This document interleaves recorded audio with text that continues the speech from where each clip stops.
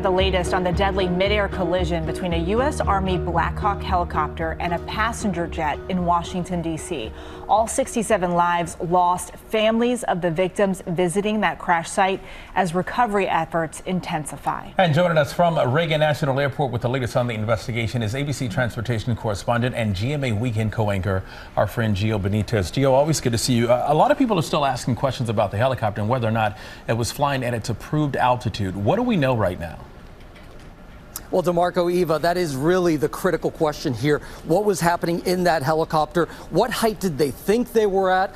Because right now there's a little bit of a discrepancy. We know that the data from the plane and some of the most trusted location data was actually showing that the crash happened at above 300 feet. Here's the issue with that. The helicopter was supposed to be at 200 feet or below. That is the standard here when you're talking about this area around the airport, specifically because of airplanes. Now, the tower, air traffic control, what they're saying is that the tower radar may have shown the air traffic controller that that helicopter was at that normal 200 feet, and that may be why that helicopter didn't get some sort of alert.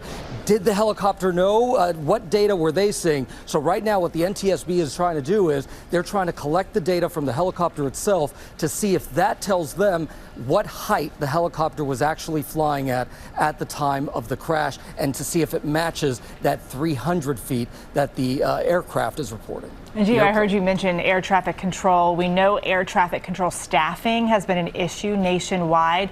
Was it an issue in this case? Well, the FAA says that this air traffic control is fully staffed with 25 controllers and 3 in training. At the time of the accident, there were 5 people in air traffic control, and we know that 1 controller was managing both plane traffic and helicopter traffic. And a source with direct knowledge is telling us that there was a change where those 2 jobs were combined, and that's kind of a normal change. It's pretty routine. It happens all the time where you combine those 2 jobs, but in this case, we're told that it happened about 40 minutes earlier than usual that night. And so they're going to be looking at air traffic control to see if there was any issue there. But I got to tell you, we do know that that controller did alert the helicopter to that airplane about 2 minutes before the impact, when the airplane was still 1,200 feet and coming in for that landing at runway 33. And Gio, investigators have also recovered the black boxes. What are they going to tell us about what happened?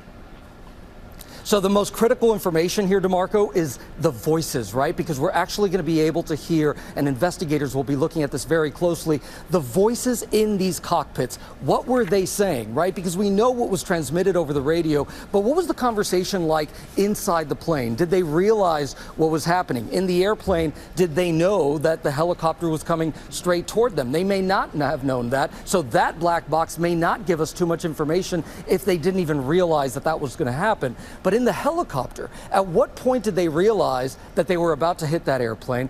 And were they confused at all about which airplane to look for? And we're hoping that that's captured there by the voice recorder.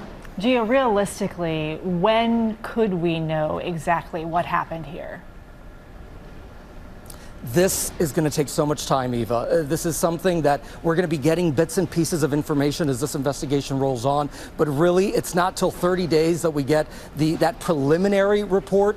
But after that, it's going to take possibly even a year to figure out exactly what happened here. And that's if we're able to even reconstruct this and figure this all out, because these are just so complicated. But it's also so important to get to the bottom of it, because that information is critical to make sure that this never happens again. Well said there. A lot of questions there. All right, ABC News' transportation correspondent and GMA weekend co-anchor, Gio Benitez. Gio, thank you. And again, good to see you, my friend.